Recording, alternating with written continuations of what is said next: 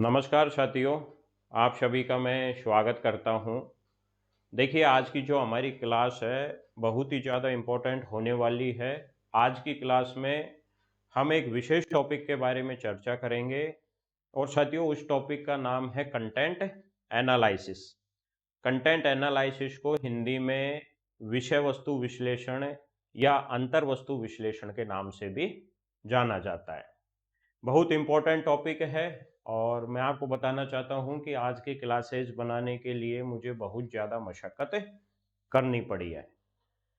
इस टॉपिक से संबंधित कंटेंट मिलना थोड़ा-सा मुश्किल है।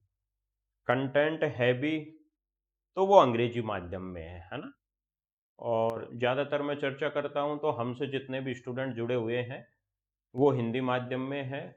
इसीलिए तो मेरी हमेशा ये आपत्तियाँ रहती है कि चाहे कोई विश्वविद्यालय हो, चाहे महाविद्यालय या कोई भी आयोग हो, कोई भी संगठन हो, अगर वो पाठ्यक्रम जारी करता है, तो ये भी होना चाहिए कि संबंधित किताबें हैं, उनके बारे में भी वो स्टूडेंट को बताएँ कि इस कंटेंट के बारे में स्टूडेंट यहाँ से पढ़ सकता है। साथियों, अब हम कंटेंट एनालिसिस की चर्चा करते हैं, मुद्दे पर आते हैं, चीज़ों को समझने पर बल देना है। लिखने जैसा कुछ भी नहीं है और याद करने जैसा भी कुछ भी नहीं है। चूँकि आपको पता है कि हम रिसर्च मेथोडोलॉजी, अनुसंधान प्रविधि पढ़ रहे हैं और जितनी भी मेरी समझ है, अभी तक मैं ये जान पाया हूँ कि अनुसंधान रटने की विषय वस्तु नहीं है। अनुसंधान है ना, वो समझने की विषय वस्तु है, ठीक है? बहुत सारे विद्यार्थियों की प्रवृत्ति रहती है, लिखने पर बहुत ज़्यादा बल देते हैं। ये प्रवृत्ति खासकर हमारी फीमेल स्टूडेंट में ज़्यादा पाई जाती है। एक दो फीमेल स्टूडेंट तो इतनी विदुषी हैं, ठीक है? इतनी बड़ी स्कॉलर हैं, जिन्होंने मेरे नोट्स ज्यों के त्यों, मजाल एक मात्रा भी छोड़ियो, हाथ से टाइप कर दिए, है ना? ऐसी कोई आवश्यकता नहीं थी। खैर, सबकी अपनी-अपनी श्रद्धा है, किसी की अप्रोच क्या कहती, किसी की क्या कहती है। साथियों, स्टार्ट करता हूँ। आपको पता होना चाहिए, द्वितीय विश्व युद्ध 1939 और 1949, है ना? 1939 और 1945 के बीच में लड़ा गया था। दो अलग-अलग शक्तियाँ थी, जिसमें पहली शक्ति एक तो धुरी शक्ति थी और जिसमें दूसरी तरफ मित्र राष्ट्र थे, ठीक है? अगर हम धुरी शक्तियों की बात करते हैं तो उसमें एक जर्मनी था, एक इटली था, एक जापान था। वहीं साथियों, अगर मित्र राष्ट्रों की हम चर्चा करते हैं तो उसमें बड़े देश एक तो फ्रांस था, एक ब्रिटेन था, एक संयुक्त राज्य अमेरिका था और एक सोवियत संघ रूस था। समझना चीजों को, यानी जो द्वितीय विश्व युद्ध लड़ा गया था, वो दो अलग अलग शक्तियों के बीच में लड़ा गया था। एक तो धुरी शक्तियों के बीच में, एक मित्र राष्ट्रों के बीच में। और इन दो अलग अलग भागों में जो शक्तिशाली देश थे, उसमें एक देश जर्मनी था और दूसरे जो पक्ष था उसमें शक्तिशाली देश का नाम था ब्रिटेन, है ना? अब होता यूं है, चीजों को समझिएगा, कि 1939 से 1945 के बीच में जो सेकंड वर्ल्ड वार लड़ा जा रहा था, तो साथियों उसकी जो सूचना है ना, वो रेडियो के माध्यम से दी जा रही थी। क्योंकि उस जमाने में टेलीविजन वगैरह का आविष्कार तो हुआ नहीं था। कोई भी घटना घटित होती थी तो उसकी ब्रॉडकास्टिंग है ना, रेडियो यानी आकाशवाणी से दे दी जाती। अब कौन हार रहा है और कौन जीत रहा है? जैसे हम जर्मनी के रेडियो की चर्चा करते हैं। अब जर्मनी के रेडियो में अगर कोई मातम की धुन बजती, यानी कोई ऐसी ट्यून वहां पर ब्रॉडकास्ट होती जो कहीं ना कहीं दुख को प्रकट करती है, तो जो जासूसी एजेंसियां थी, वहां के जो लोकल निवासी थे, वो अनुमान लगा लेते थे कि जर्मनी हार रहा है। वहीं साथियों, रेडियो पर अगर कोई खुशी वाली, हैप्पीनेस वाली ट्यून या हैप्पीनेस वाला कोई संगीत ब्रॉडकास्ट होता, तो ये अनुमान लगा लिया जाता है कि जर्मनी है वो युद्ध जीत रहा है।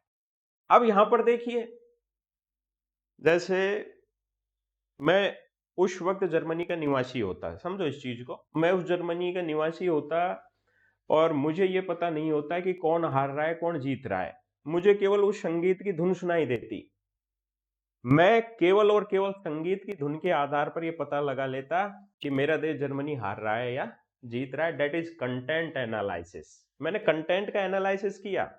मैंने एनालिसिस इसलिए किया कि इससे पहले मैंने वो सारी धुनें सुन रखी थी, जिसमें कुछ धुनें दुख वाली थी और कुछ धुनें कौन सी थी, हैप्पीनेस वाली थी। तो मुझे धुनों का ज्ञान था। तो यहां पर कंटेंट क्या हो गया, धुन हो गया। कंटेंट यहां पर क्या हो गया, संगीत हो गया। संगीत के आधार पर मैंने विश्लेषण किया कि जर्मनी हार रहा है या जर्मनी जीत रहा है। That is content analysis. उसी तरीके से साथियों, जैसे हम किसी एक पर्टिकुलर टॉपिक की चर्चा करते हैं, अभी तक यूरोप का भ्रमण कर रहे थे, अगर हम यहाँ पर किसी एक मूवमेंट की चर्चा करें या हम किसी एक अभियान की चर्चा करें, जैसे हम स्वच्छता अभियान की चर्चा करते हैं, ठीक है ना। अब स्वच्छता अभियान के बारे में कोई अपने लेक्चर दे रहा है, कोई भाषण दे रहा है और अपनी उपलब्धियां गिनवा रहा है। जैसे हमारे सामने प्रमोद बैठा हुआ है, हम मान लेते हैं कि ये हेल्थ मिनिस्टर है। अब हेल्थ मिनिस्टर है तो ये अपनी अपनी उपलब्धियां मुझे बता रहा है। अब इनकी उपलब्धियों में कितनी सत्यता है, क्या ये झूठ बोल रहा है, क्या इनकी जो उपलब्धियां हैं वो वास्तविक हैं, क्या ये मुझे जो आंकड़े बता रहा है वो किस हद तक सार्थक है। इसका पता लगाने के लिए मैं क्या करूंगा कि इन्होंने जो मुझे कंटेंट बताया उस कंटेंट का मैं क्या करूंगा, एनालिसिस करूंगा। बातें निकल कर आती है कि हम कंटेंट का एनालिसिस क्यों करते हैं। देखो, पहली बात तो ये समझ जाना चाहिए कि कंटेंट का एनालिसिस करने के लिए हमारे पास कंटेंट होना चाहिए। अगर हमारे पास कंटेंट नहीं है तो हम एनालिसिस नहीं कर सकते। तो ये तो स्वाभाविक है कि जो कंटेंट होगा वो हमारे पास सेकेंडरी होगा, ठीक है। कंटेंट का एनालिसिस सार्थकता के लिए, उपयोगिता के लिए, उसमें मौजूद शब्दों के लिए, उसमें मौजूद अवधारणाओं के लिए, उसमें मौजूद निष्कर्षों के लिए, उसमें मौजूद सत्यता की परीक्षण के लिए किया जाता है, ठीक है। एक दूसरा मैं आपको एग्जांपल देता हूं। आपके घर में न्यूज़पेपर वगैरह आते हैं, ठीक है ना। और चलो न्यूज़पेपर वगैरह नहीं भी आते हैं, क्योंकि आजकल जो प्रिंट मीडिया है उसका स्थान डिजिटल मीडिया ने ले लिया है। डिजिटल मीडिया तो आता है हमारे पास। मैं क्या हूं आपके सामने, डिजिटल मीडिया हूं। ऑफलाइन टीचर नहीं हूं तो क्या हुआ, ऑनलाइन टीचर हूं। मैं आपको कंटेंट देता हूं। बहुत सारी क्लासेज हमारी हो चुकी है, बहुत सारी क्लासेज होना बाकी है। हमने सबसे पहले शुरुआत की थी, जैसे हम चर्चा करते हैं डेवलपमेंट ऑफ सोशियोलॉजी। अब डेवलपमेंट ऑफ सोशियोलॉजी के बारे में मैंने बहुत सारी चीजें बताई आपको। उसके बाद में और भी हमने बेसिक सोशियोलॉजी पढ़ी। फिर जिसके बाद में हमने क्लासिकल वेस्टर्न थिंकर पढ़े, इंडियन सोशल सिस्टम पढ़ा, रिसर्च मेथोडोलॉजी पढ़ा। आने वाले टाइम में हम इंडियन थिंकर पढ़ेंगे, एडवांस थ्योरीज पढ़ेंगे। बहुत सारा कंटेंट आपको दूंगा।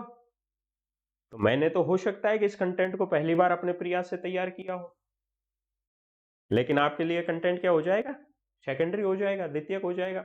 मेरे कंटेंट की क्या सार्थकता है, मेरे कंटेंट की क्या वस्तुनिष्ठता है, मेरे कंटेंट में जो भी शब्द हैं, जो भी अवधारणाएं हैं, हम उनका क्या करते हैं, सूक्ष्मता से परीक्षण करते हैं। सूक्ष्मता का मतलब होता है गहनता से परीक्षण करते हैं। That is content analysis. अखबार में एक कोई हेडलाइन आई, कोई न्यूज़पेपर आया, ठीक है ना। अब उस न्यूज़पेपर में कोई आर्टिकल लिखा हुआ है और उस आर्टिकल में बहुत सारे लोगों का रेफरेंसेस दे रखा है, बहुत सारे तथ्यों का रेफरेंसेस दे रखा है, बहुत सारी घटनाओं का रेफरेंसेस दे रखा है। अब वो सारे रेस्पोंडेंट, सारी घटनाएं, सारे कंटेंट, ठीक है ना, उनमें कितनी सत्यता है उसका पता लगाने के लिए हम क्या करेंगे, उसका एनालिसिस करेंगे। That is content analysis. मेरे सामने एक बहुत बड़ा प्रोफेसर आता है और वो कहता है कि मिस्टर विवेक, मैंने सिंह भूमि के हो जनजाति का अध्ययन किया है, और मैंने सिंह भूमि के हो जनजाति का अध्ययन किया और अध्ययन के दौरान ये पाया कि सिंह भूमि की हो जनजाति धीरे धीरे आधुनिकीकरण की तरफ बढ़ रही है। अपने जो मूल कस्टम है उन कस्टमों से धीरे धीरे उनका अलगाव हो रहा है। यानी मैं यूं कह सकता हूं कि हो जनजाति की महिलाओं में एम्पावरमेंट बढ़ रहा है। हो जनजाति की महिलाएं हैं वो टेक्नोलॉजी को अडॉप्ट कर रही है। हो जनजाति की महिलाएं हैं या हो जनजाति के लोग हैं वो प्रिंट से डिजिटल मीडिया पे आ रहे हैं, या हो जनजाति के लोगों के बीच में सोशल मीडिया के जो अलग अलग प्लेटफॉर्म है वो बहुत ज्यादा पॉपुलर हो रहे हैं। ये सारी चीजें मुझे बताई जाती है। अब वो एक बातों में भी हो सकती है, वो मौखिक भी हो सकती है, वो लिखित भी हो सकती है। अब इसमें कितनी सत्यता है, प्रोफेसर मुझे जो बता रहा है क्या ये सही है या गलत है, इसका पता लगाने के लिए मैं क्या करूंगा, कंटेंट एनालिसिस करूंगा। उसने जो आंकड़े दिए हैं, उसने जो रेफरेंसेस दिए हैं, उसने जो रेस्पोंडेंट का विवरण दिया है, इसके लिए हो सकता है कि मैं हो जनजाति के बीच में जाकर इन सारी चीजों का पता लगाऊं। That is content analysis. ठीक है।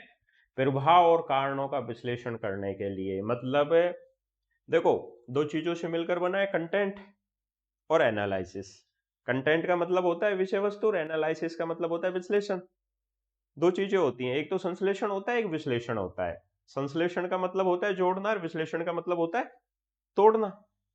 यही तो होता है ना, बारीकी से एक एक चीज में तोड़ फोड़ करना। तो हमारे पास जो कंटेंट है ना, उसका हम क्या करते हैं, एनालिसिस करते हैं। ठीक है। जैसे मान लेते हैं कि हमारे पास कोई आंकड़े निकल कर आए, हम पीएचडी वगैरह के लिए फील्ड में गए और हमने कंटेंट इकट्ठा किया।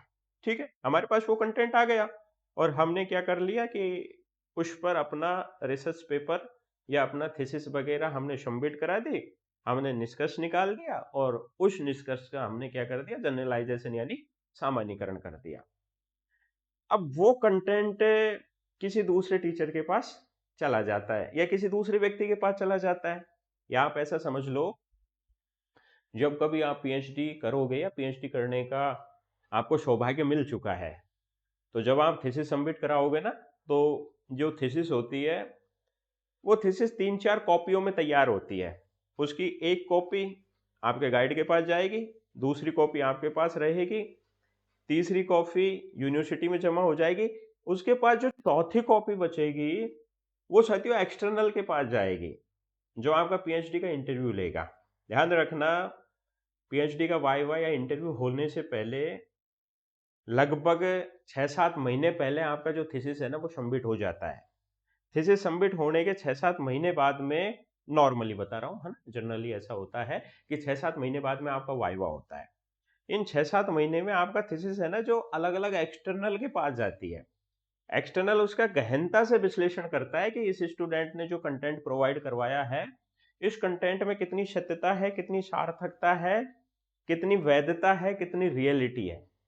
क्या इसने यथार्थ तथ्यों का अवलोकन किया है। कई बार ऐसा होता है ना, जैसे हम शेड्यूल तैयार करते हैं, अनुसूची, अनुसूची एक प्रश्नों की सूची होती है। अब अनुसूची तैयार करने के लिए हम फील्ड में चले जाते हैं और अलग अलग तरीके के क्वेश्चन होते हैं, कुछ सोशल होते हैं, कुछ धार्मिक होते हैं, कुछ सामाजिक होते हैं, कुछ आर्थिक होते हैं। ठीक है ना, कुछ व्यक्तिगत नॉलेज वाले भी होते हैं। और उसमें ऐसा होता है कि ज्यादातर जो क्वेश्चन होते हैं वो साथियों क्वांटिटिव ना होकर क्वालिटिव होते हैं। क्वालिटिव का मतलब है कि क्या जातिगत जनगणना आपको पसंद है, क्या धार्मिक कट्टरतावाद को आप पसंद करते हो, क्या आपके घर में शौचालय है, आप आपके पसंदीदा एक्टिविटीज कौन सी रह सकती है, पंचायती राज के चुनाव में आपकी क्या भूमिका रहती है, जो सरकारी अधिकारी हैं ग्रामीण विकास में उनका कितना योगदान रहता है, क्या आपको संबंधित कोऑपरेटिव जो बैंक होते हैं इनसे कभी आपको ऋण लेने की आवश्यकता पड़ी। तो ये सारे के सारे क्वेश्चन क्या होते हैं, क्वालिटिव होते हैं।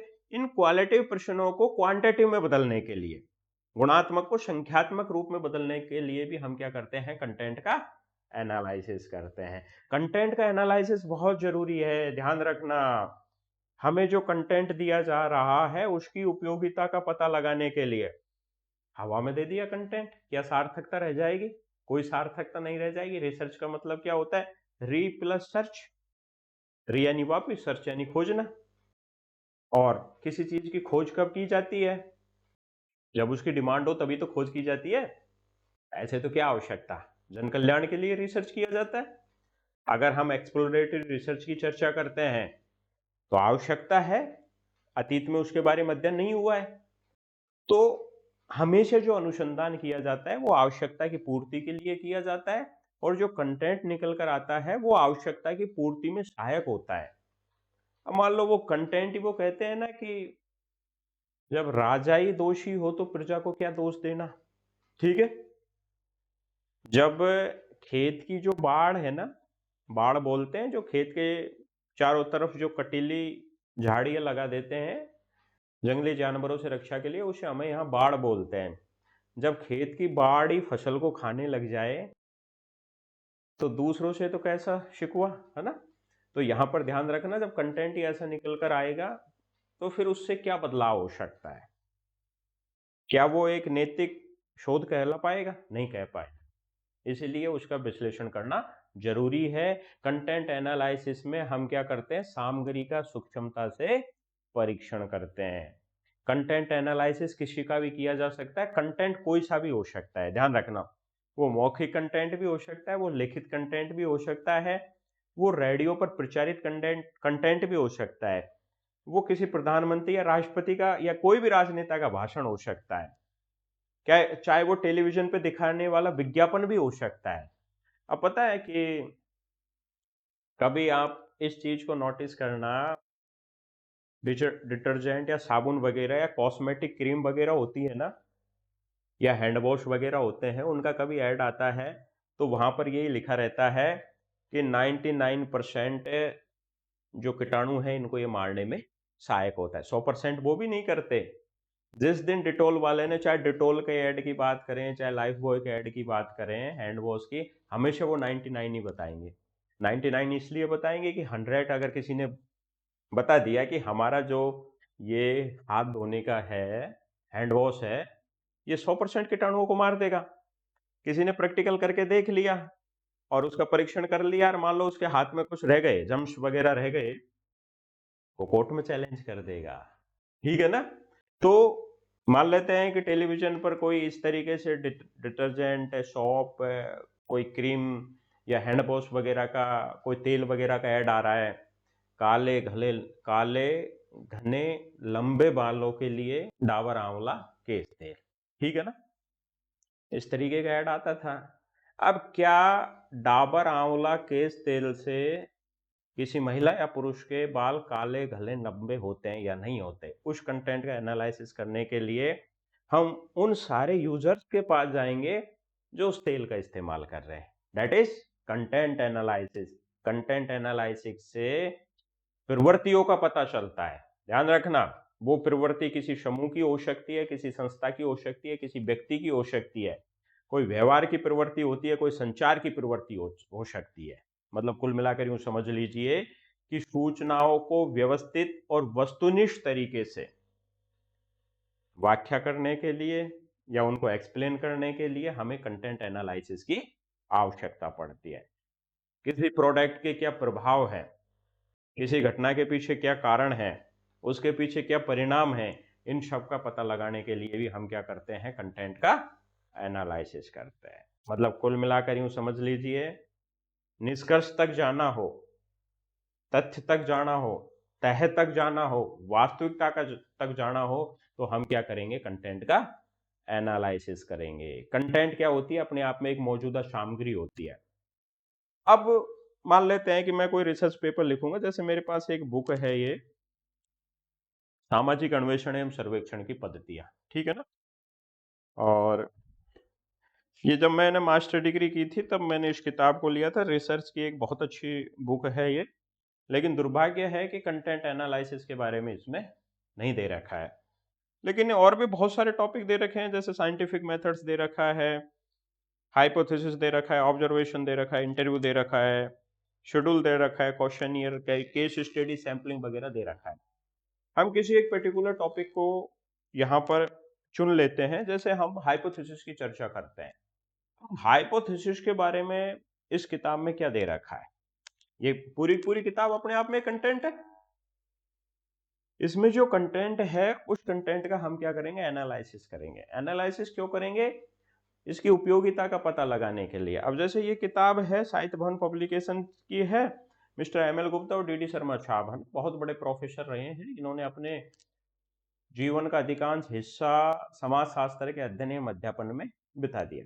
मेरे प्रिय लेखकों और प्रिय शिक्षकों में से हैं। अब मान लेते हैं कि इन्होंने ये किताब तो छपी। अब ये किताब किसके काम आएगी? हजारों लाखों विद्यार्थियों के काम आएगी। जब हजारों लाखों विद्यार्थियों के काम आएगी तो हजारों लाखों विद्यार्थियों का भविष्य इस पर टिका हुआ है। अब हमें उन बच्चों के भविष्य की चिंता करते हुए कहीं ऐसा ना हो कि भविष्य अंधकार में चला जाए, इसके लिए हम क्या करेंगे? इसके कंटेंट का एनालिसिस करेंगे। मतलब तार्किक तरीके से, क्रमबद्ध तरीके से हम क्या करेंगे? उसका परीक्षण करेंगे, कंटेंट की क्या उपयोगिता है, उपयोगिता का हम क्या करेंगे, पता लगाने का प्रयास करेंगे। और ध्यान रखना, एक अनुसंधानकर्ता के लिए ये बहुत जरूरी होता है कि उसे कंटेंट का एनालिसिस करते रहना चाहिए। चुनाव के दौर की चर्चा करते हैं, अलग अलग पार्टियां हैं, कांग्रेस पार्टी हो गई, भारतीय जनता पार्टी हो गई, आम आदमी पार्टी हो गई, सबका अपना अपना कंटेंट है। जैसे आम आदमी पार्टी आदरणीय केजरीवाल साहब की चर्चा करते हैं। अब केजरीवाल साहब है ना, चुनाव से पहले अपना अपना घोषणा पत्र है ना, मैनिफेस्टो जारी करते हैं। हर एक सरकार की हम चर्चा करें या हर एक राजनीतिक पार्टी की चर्चा करें, सबके अपने अपने मैनिफेस्टो हैं। जैसे केजरीवाल साहब की चर्चा करते हैं, केजरीवाल साहब एक ही मुद्दा उठाकर लाते हैं कि हम बिजली फ्री देंगे, हम पानी फ्री देंगे, हम मेडिकल फ्री देंगे। ठीक है, ये केजरीवाल साहब का कंटेंट कंटेंट हो गया और उन्होंने अपने मैनिफेस्टो में सारी चीजें डाल।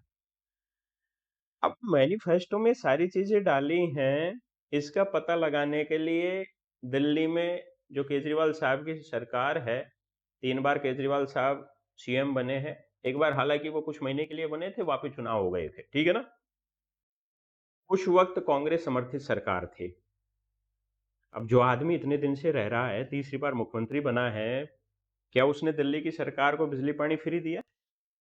हम क्या करेंगे, फील्ड में जाएंगे, लोगों से पूछेंगे। That is content analysis. ये क्या हो गया, अंतर वस्तु विश्लेषण हो गए। हमने किसका एनालिसिस किया, जो उनके मैनिफेस्टो में था, ठीक है ना। उसी तरीके से जैसे मिस्टर भगवंत मान जो पंजाब के मुख्यमंत्री हैं, आम आदमी पार्टी की सरकार है, तो है तो एक ही पेड़ की टहनियां। जैसे आम आदमी पार्टी एक अपने आप में पेड़ हो गया, ठीक है। अन्ना हजारे का हमें थैंक्सफुल होना चाहिए कि ये पार्टी अस्तित्व में आई। अब आम आदमी पार्टी की सेकंड ब्रांच कहाँ है, पंजाब में। तो पंजाब में जाके हम क्या करेंगे, कंटेंट एनालिसिस करेंगे कि इनका जो मैनिफेस्टो है, मैनिफेस्टो में इन्होंने जो सारी चीजें बताई हैं वो क्या सत्य है। जैसे हम चर्चा करते हैं कंटेंट एनालिसिस में, एक व्यक्ति का व्यवहार भी हो सकता है। मेरे पढ़ाने का जो तरीका है ना, इसका भी आप कंटेंट एनालिसिस कर सकते हो कि ये जो शिक्षक हमें पढ़ाता है, तो पढ़ा रहा है, तो ये इनके जो भाषण हैं या इनके जो लेक्चरर हैं, इनके जो हाव भाव हैं, इनकी जो विषय सामग्री है, ठीक है ना, वो सार्थक है या नहीं है, क्या वो परीक्षा उपयोगी है या नहीं है। इसका पता लगाने के लिए आप क्या करोगे, अनुसंधान करोगे। इसका पता लगाने के लिए जब आप मेरे द्वारा जो कंटेंट दिया जा रहा है उसका एनालिसिस करोगे, दैट इज कंटेंट एनालिसिस।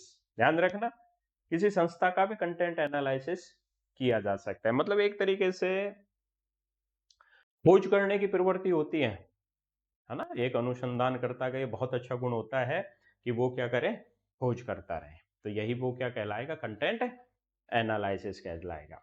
हाँ, जैसे कई बार क्या होता है ना, मेंटली डिसऑर्डर होते हैं। अब कुछ लोगों को पागलपन के दौरे आते हैं। अब पागलपन के दौरे आ रहे हैं तो किसी मेंटली हॉस्पिटल में उन्हें भर्ती करा दिया जाता है।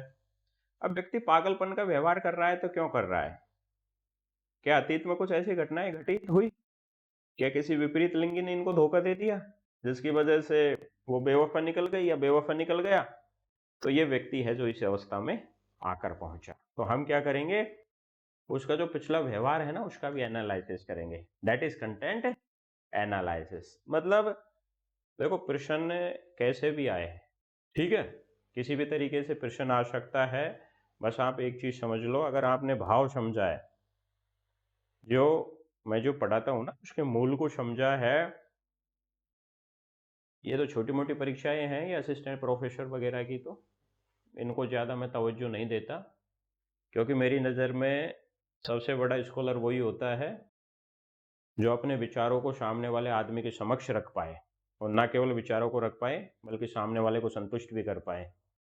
बहुत सारे प्रोफेसरों को मैंने नज़रें चुराते हुए देखा है ना। बहुत सारे प्रोफेसरों को मैंने फेक आईडी से कुछ पूछते हुए देखा है। ठीक है, तो ध्यान रखना, अगर मैं आपको बताना चाह रहा हूँ, अगर मूल को समझा है आपने, भाव को समझा है, तो दुनिया के किसी भी कोने में चले जाओ, आप रुकने वाले नहीं हो। एक दिन की बात है, अभी थोड़े दिन पहले, कि एक मैडम का फ़ोन आता है मेरे पास। मैं जनरली डायरेक्ट में फ़ोन अटेंड नहीं करता, और अगर किसी को बात करने की इच्छा होती है, कुछ ज़्यादा मतलब है उसको आवश्यकता बात करने की, तो मैं कर लेता हूँ, है ना?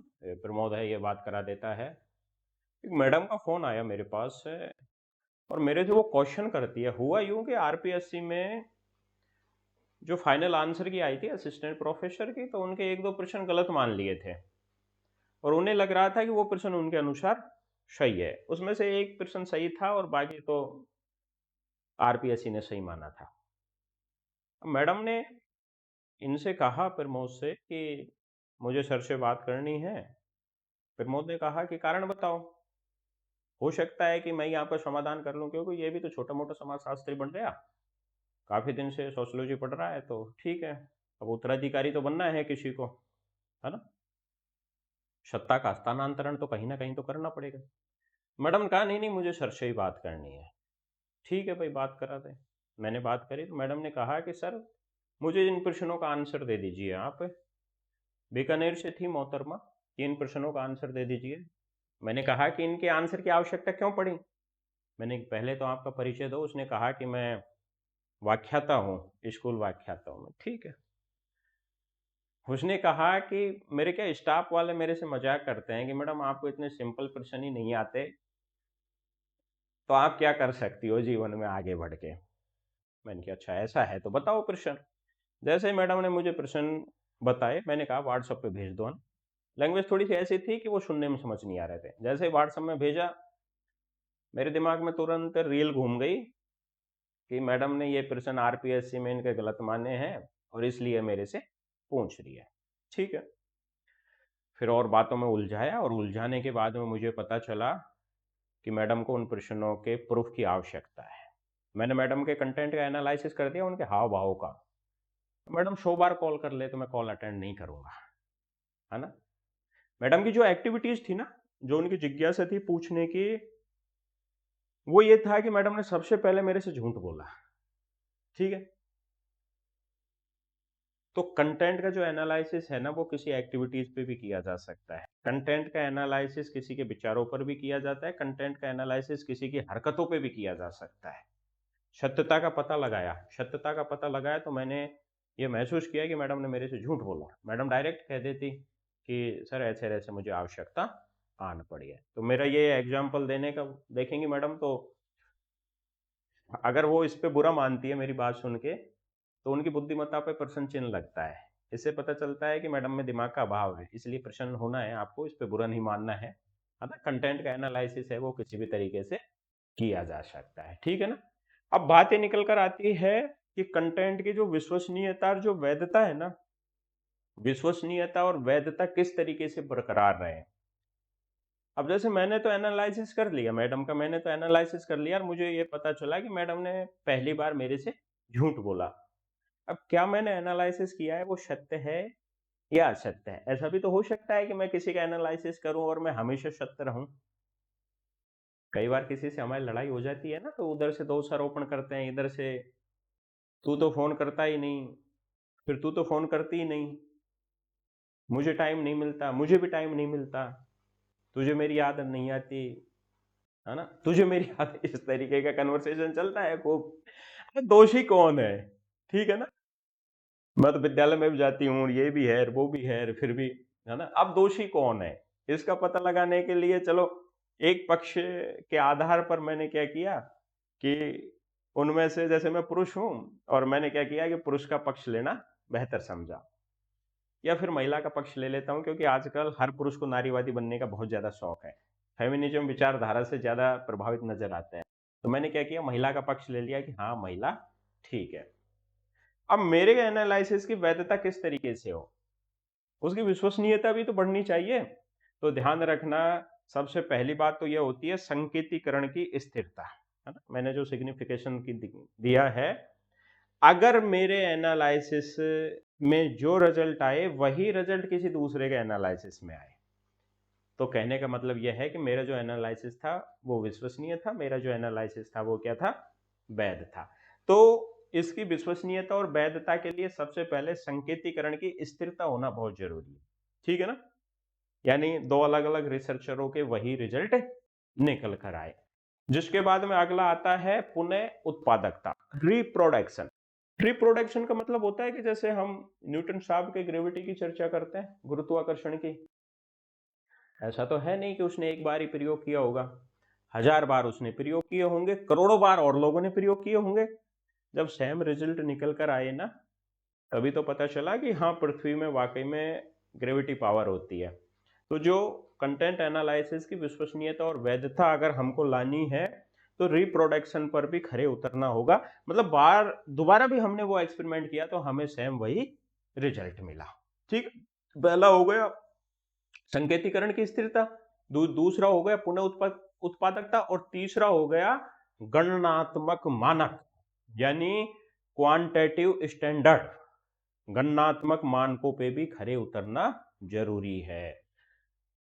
अब मैं आपको एक चीज बताऊं, जैसे हमारे पास संख्यात्मक आंकड़े हैं, तो संख्यात्मक आंकड़ों में त्रुटि होने की संभावना कम रहती है, जबकि हमारे पास साथियों जो क्वालिटिव आंकड़े होते हैं ना, जो गुणात्मक होते हैं, मात्रात्मक में गलती होने की संभावना कम रहती है, लेकिन गुणात्मक में ज्यादा रहती है।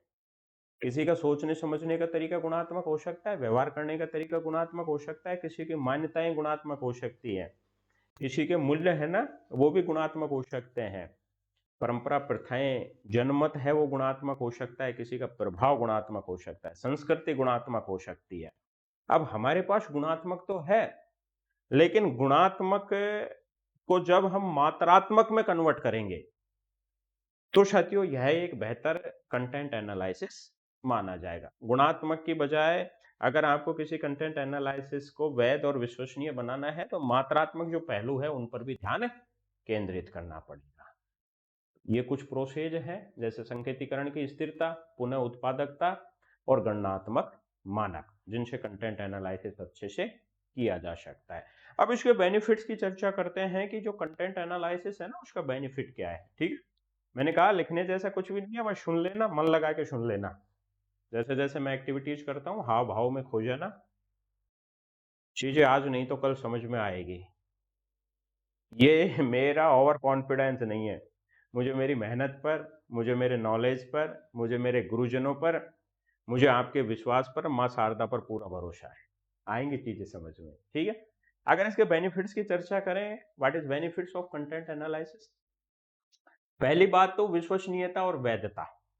किसी भी कंटेंट की विश्वसनीयता और वैधता के लिए कंटेंट एनालिसिस बहुत जरूरी है। अब मान लेते हैं कि ये जैसे मेरे पास कंटेंट है, अब ये विश्वसनीय है या वैध है, इसका पता लगाने के लिए मैं क्या करूंगा, कंटेंट का एनालिसिस करूंगा।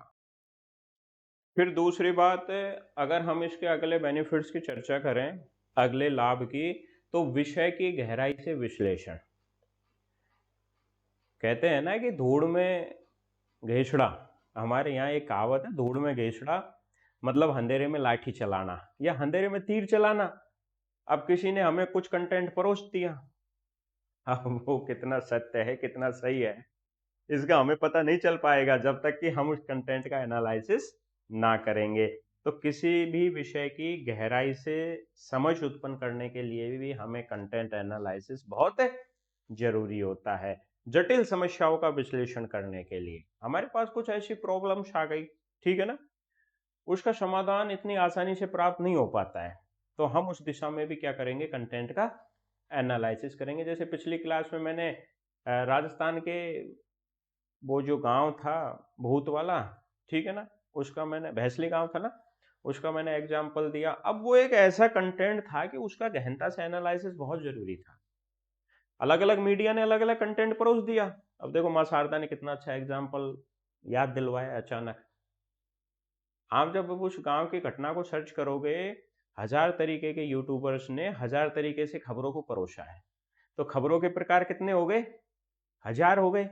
अब उन हजार खबरों में सत्यता क्या है, उन 1000 खबरों में सत्यता क्या है, उस सत्यता का पता लगाने के लिए क्या करेंगे, हम कंटेंट का एनालिसिस करेंगे।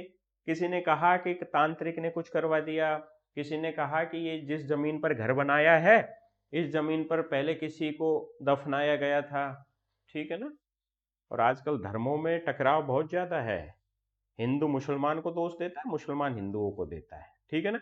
तो कोई एक तांत्रिक कह रहा था कि यहाँ पर किसी मुस्लिम को दफनाया गया था। अरे ठीक है भाई, जिंदों को तो छोड़िए, मरे हुए को नहीं छोड़ रहे, है ना। खैर वो अलग अलग मुद्दा है, अलग अलग तरीके से आया। फिर कोई कह रहा था कि किसी ने कुछ करवा दिया, किसी ने यूं कहा कि इनका कोई पहले मरा था और मरा था, वो उसकी आत्मा भटक रही है।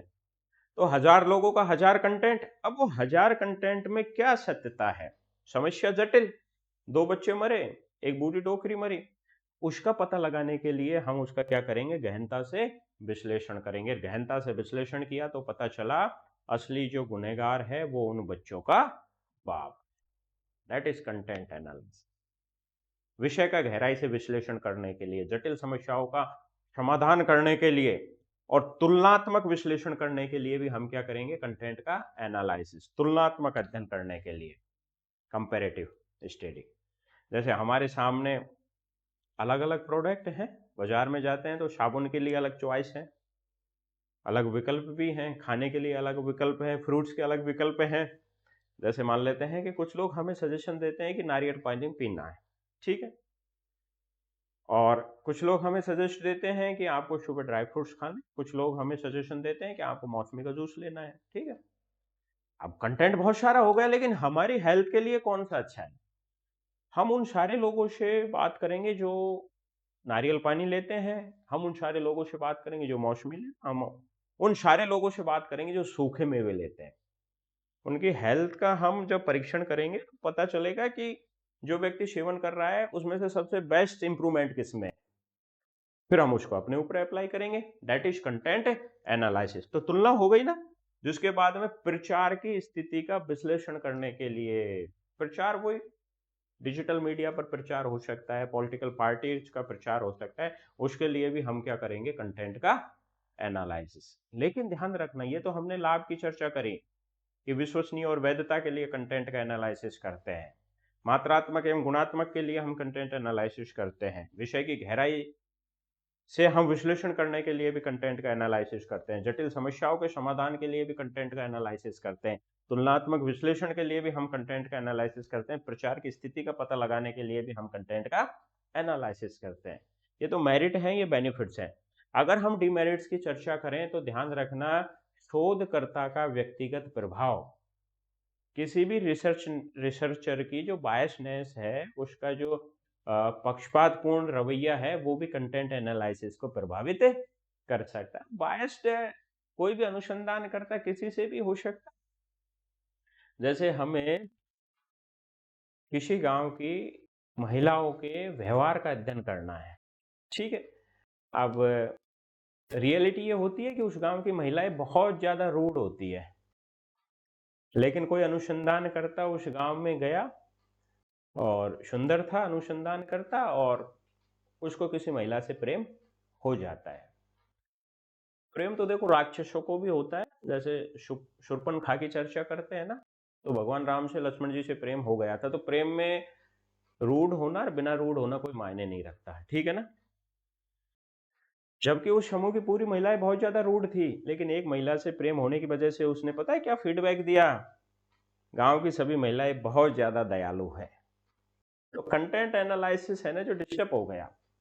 एक अनुसंधान करता है कि जो बायसनेस है जो क्या आ गई उसके अनुसंधान। तो ये सबसे बड़ा डिमेरिट है कि शोधकर्ता का व्यक्तिगत प्रभाव कंटेंट एनालिसिस को प्रभावित कर देता है। एक दूसरा, त्रुटिपूर्ण एकत्रित की गई सामग्री। कंटेंट एनालिसिस करने के लिए कंटेंट इकट्ठा करेंगे, ठीक है ना। या मान लेते हैं कोई कंटेंट है, उसकी सत्यता का पता लगाने के लिए हम अलग अलग विधियों का सहारा लेंगे।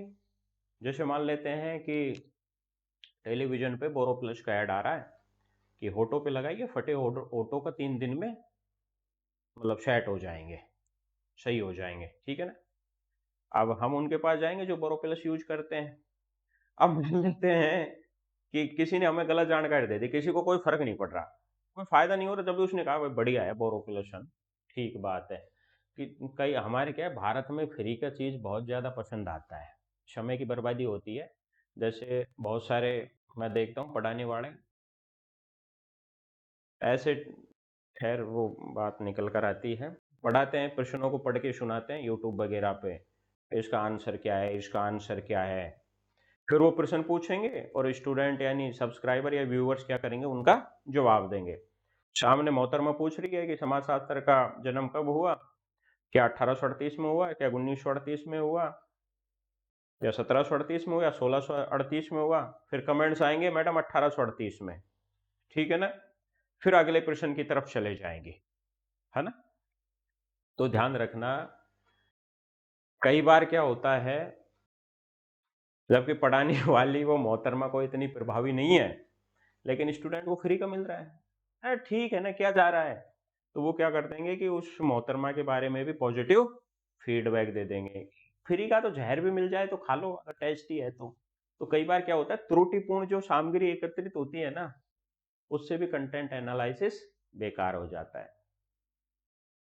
जब मैं जयपुर रहता था तो जीटी वगैरह एक मॉल है, डब्ल्यूटीपी के पीछे की तरफ सिगरेट बेचने वाले आते हैं, ऐड करते हैं वो, तो सैंपल फ्री दे के जाते हैं, है ना? एक सिगरेट फ्री दे दी या कभी कभी एक पैकेट भी फ्री दे दिया।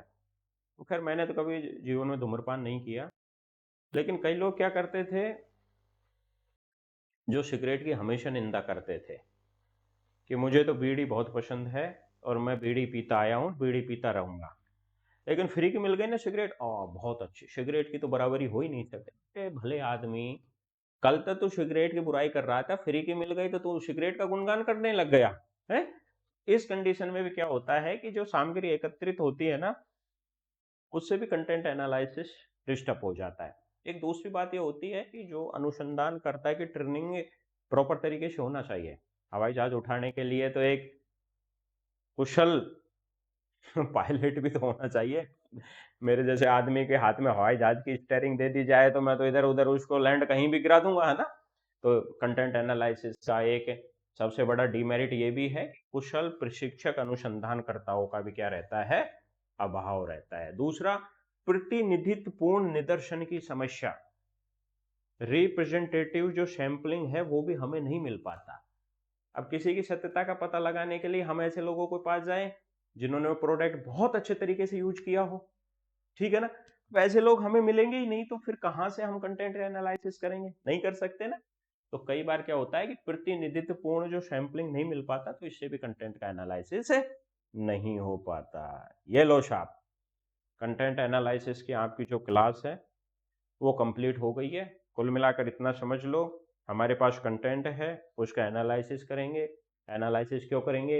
उसकी उपयोगिता का पता लगाने के लिए, उसमें मौजूद अवधारणा और तथ्यों की व्याख्या करने के लिए, निष्कर्ष तक पहुंचने के लिए, प्रामाणिकता की जांच करने के लिए, प्रभाव और कारणों का पता लगाने के लिए, जो भी सूचनाएं हमारे पास आ रही हैं उनको व्यवस्थित करने के लिए, और वस्तुनिष्ठता का पता लगाने के लिए, विषय वस्तु की क्या प्रवृत्ति हैं उनको जांचने के लिए, उनकी पहचान करने के लिए हम क्या करते हैं, कंटेंट का एनालिसिस करते हैं। प्रश्न कैसे भी आ जाएगा, ध्यान रखना, भाव को समझ जाना, इससे बाहर ना तो कभी गया है ना इससे बाहर कभी जाएगा। एक तरफ कंटेंट है, दूसरी तरफ एनालिसिस है, इसका एनालिसिस करेंगे, that is content analysis. Content किसी भी माध्यम का हो सकता है, चाहे वो मौखिक हो सकता है, चाहे वो लिखित हो सकता है। वो ध्यान रखना, वो सिंबॉलिक भी हो सकता है कंटेंट, है ना? किसी के हाव भाव भी एक कंटेंट हो सकते हैं। जैसे पहले क्या होता था, दूरदर्शन पे जो मूक बधिर हुआ करते थे, जिनको बोलने और सुनने में समस्या है, उनके लिए एक मैडम आती थी न्यूज सुनाने के लिए।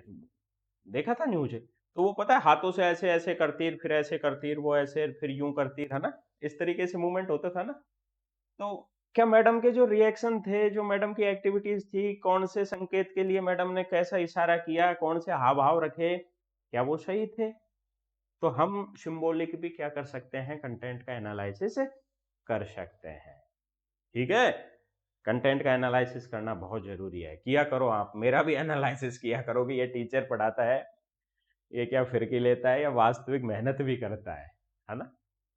क्लास समाप्त हो जाती है। बाकी आपको बताना चाहता हूँ, 2 टैबलेट क्लास बनाने से पहले 2 टैबलेट ली थी, तबीयत डाउन थी। लेकिन ये सारी चीज़ मैंने इसलिए नहीं बताई, अगर मैं क्लास के प्रारंभ में कह देता ना कि मेरी तबीयत खराब है, तो आप नेगेटिविटी देखते मेरे में कि यार ये टीचर में तो एनर्जी है ही नहीं।